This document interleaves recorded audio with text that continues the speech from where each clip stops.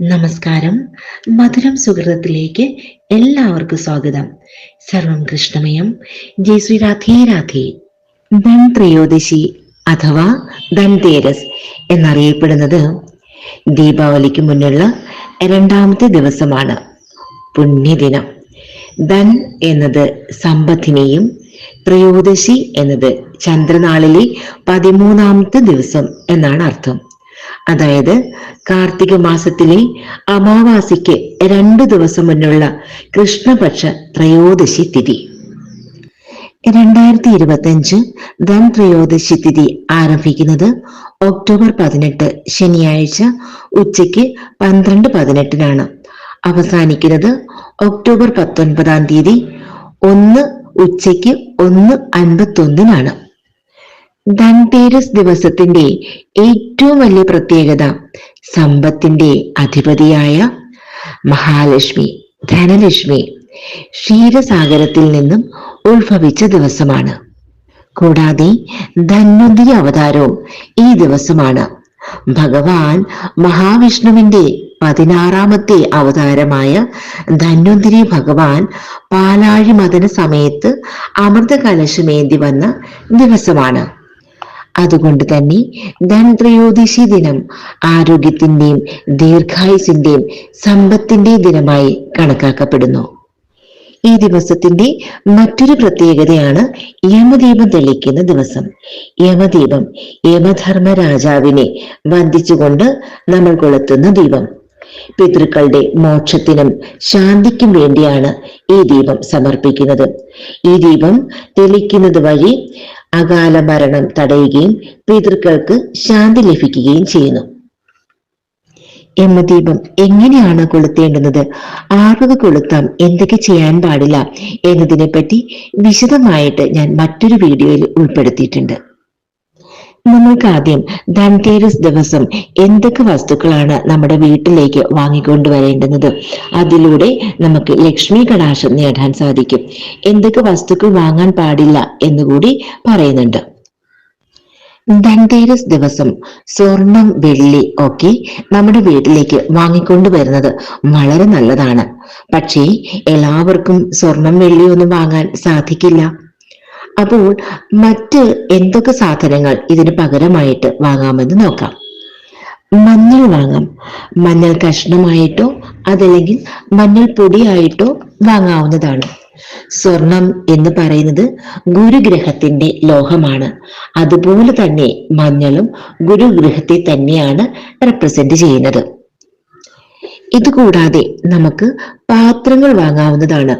പാത്രം വാങ്ങുമ്പോൾ ശ്രദ്ധിക്കേണ്ട കാര്യം സ്റ്റീൽ പാത്രം വാങ്ങരുത്. അതായത് ഇന്നേ ദിവസം സ്റ്റീൽ പാത്രം വാങ്ങരുത്. സ്റ്റീൽ എന്ന് പറയുന്ന ലോഹം രാഹുവുമായിട്ട് റിലേറ്റഡ് ആണ്. അതുകൊണ്ട് നമ്മുടെ വീട്ടിൽ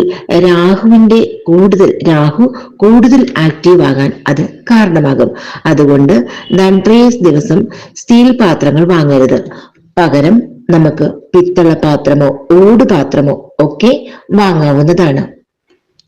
ഇനി മറ്റെന്തൊക്കെ വാങ്ങാമെന്ന് നോക്കിയാൽ ഉപ്പ് വാങ്ങാം, കല്ലുപ്പ് വാങ്ങാവുന്നതാണ്.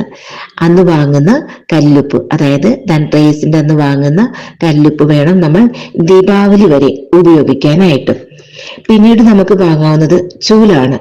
നോർത്ത് ഇന്ത്യയിലൊക്കെ ചൂല് വാങ്ങിയിട്ട് ദീപാവലിയുടെ അന്ന്, അതായത് ധൻതേരസിന്റെ അന്ന് ചൂല് വാങ്ങി അത് ദീപാവലിക്ക് പൂജ ചെയ്യുന്ന ഒരു രീതിയുണ്ട്. നമ്മുടെ കേരളത്തിലൊന്നും അത് പതിവില്ല. പക്ഷെ നമുക്ക് ചൂല് വാങ്ങാവുന്നതാണ്. ആ ചൂല് വാങ്ങുമ്പോൾ ശ്രദ്ധിക്കേണ്ടുന്നത് ദീപാവലിക്ക് ശേഷം മാത്രമേ ആ ചൂല് ഉപയോഗിക്കാൻ പാടുള്ളൂ. പിന്നീട് വാങ്ങേണ്ടുന്നത് മല്ലിയാണ്. മല്ലിപ്പൊടിയല്ല, കൊറിയാണ്ടർ സീഡ്സ്. പിന്നീട് ഉലുവ വാങ്ങാവുന്നതാണ്. പിന്നീട് ഏറ്റവും പ്രധാനം നവധാന്യങ്ങൾ വാങ്ങുന്നതാണ്. നമ്മൾ ഇതൊക്കെ വാങ്ങുന്നത് ലക്ഷ്മി ദേവിയുടെ അനുഗ്രഹമുള്ള ഈ ദിവസത്തിൽ നമുക്ക് ലക്ഷ്മി ദേവിയുടെ അനുഗ്രഹം ഉണ്ടാകാനും വ്യാഴം അനുകൂലമാകാനും വേണ്ടിയിട്ടാണ്. ഇതിൽ എല്ലാം വാങ്ങാൻ സാധിച്ചില്ലെങ്കിലും നമ്മളെ കൊണ്ട് വാങ്ങാൻ പറ്റുന്നത് വാങ്ങി നമുക്ക് പൂജ ചെയ്യാവുന്നതാണ്. ധൻത്രയോദശി തിഥി ഒക്ടോബർ 18 ഉച്ചയ്ക്ക് 12:18 ആരംഭിച്ച് ഒക്ടോബർ 19 1:51 അവസാനിക്കും. അപ്പോൾ ഈ സമയത്തിനുള്ളിൽ നമുക്ക് ഈ സാധനങ്ങളൊക്കെ വാങ്ങാം. എന്നാൽ പോലും ഏറ്റവും അനുയോജ്യമായ സമയം എന്ന് പറയുന്നത് ഒക്ടോബർ 18 ശനിയാഴ്ച ഉച്ചയ്ക്ക് 12:18 മുതൽ 4:13 വരെയുള്ള സമയവും സന്ധ്യയ്ക്ക് 6 മുതൽ 7:30 വരെയുള്ള സമയമാണ്. ഇത് സാധിക്കാത്തവർക്ക് ഒക്ടോബർ 19 1:51 വരെയുള്ള സമയത്തിനുള്ളിൽ വാങ്ങിയാൽ മതി. ധൻതേരസ് ദിവസം യമദീപം കൊളുത്തുന്നവരുണ്ടെങ്കിൽ സന്ധ്യയ്ക്ക് 6:30-നും 7 മണിക്കും ഇടയ്ക്കാണ് യമദീപം കൊളുത്തേണ്ടത്.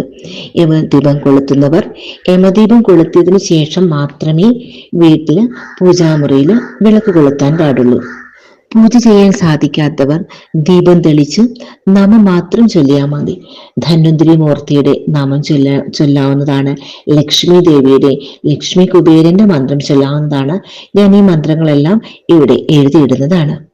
ഇനി ദിവസം സാധിക്കുമെങ്കിൽ വീടിന് പുറത്ത് 13 മൺചിരാതിൽ ദീപം തെളിക്കാവുന്നതാണ്.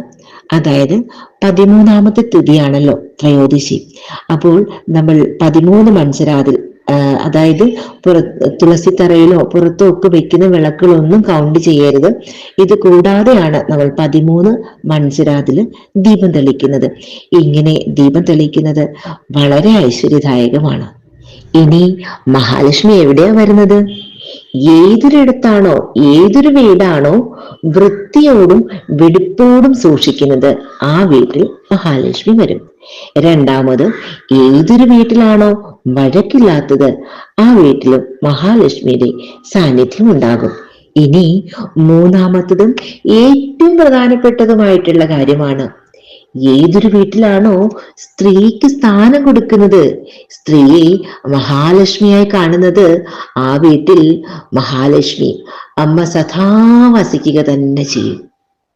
ഇനി മറ്റൊരു കാര്യമുണ്ട്, ലക്ഷ്മി ദേവി സ്ഥിരമായി എവിടെയും വസിക്കില്ല.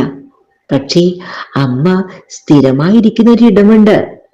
ഭഗവാൻ മഹാവിഷ്ണുവിന്റെ, നാരായണന്റെ, ഗുരുവായൂരപ്പന്റെ അടുത്ത് അമ്മ എപ്പോഴും സദാ ഉണ്ടാകും.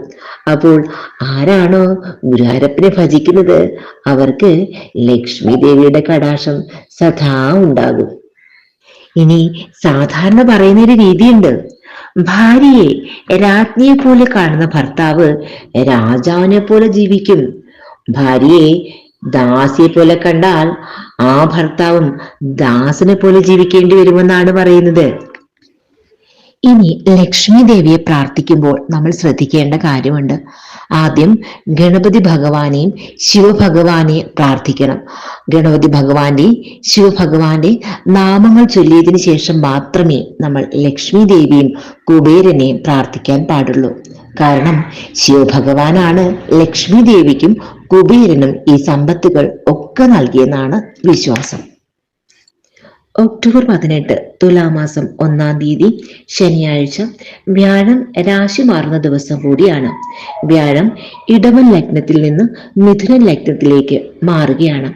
അതുകൊണ്ട് തന്നെ മഹാവിഷ്ണു ക്ഷേത്രത്തിൽ പാൽപായസം, ഭാഗ്യസൂക്താർച്ചന നടത്തുന്നത് വളരെ നല്ലതാണ്. ഇന്ന് ശനി പ്രദോഷം കൂടിയാണ്. അപ്പോൾ ശിവക്ഷേത്ര ദർശനത്തോടൊപ്പം മഹാവിഷ്ണു ക്ഷേത്രത്തിലും കൂടി ദർശനം നടത്തുന്നത് വളരെ ഉത്തമമാണ്. കൂടാതെ വ്യാഴമാറ്റം അനുകൂലമാകാൻ ഹനുമാൻ സ്വാമിക്ക് അവിൽ നിവേദ്യവും വെറ്റിലമാലയും സമർപ്പിക്കുന്നത് വളരെ നല്ലതാണ്. എല്ലാവർക്കും ലക്ഷ്മി ദേവിയുടെയും ധന്വന്തരി മൂർത്തിയായിരിക്കുന്ന പൊന്നു ഗുരുവായൂരപ്പന്റെ അനുഗ്രഹം ഉണ്ടാകട്ടെ എന്ന് പ്രാർത്ഥിച്ചുകൊണ്ട് നിർത്തുന്നു. സർവം ശ്രീ രാധേ കൃഷ്ണ അർപ്പണമസ്തു. ജയ് ശ്രീ രാധേ രാധേ.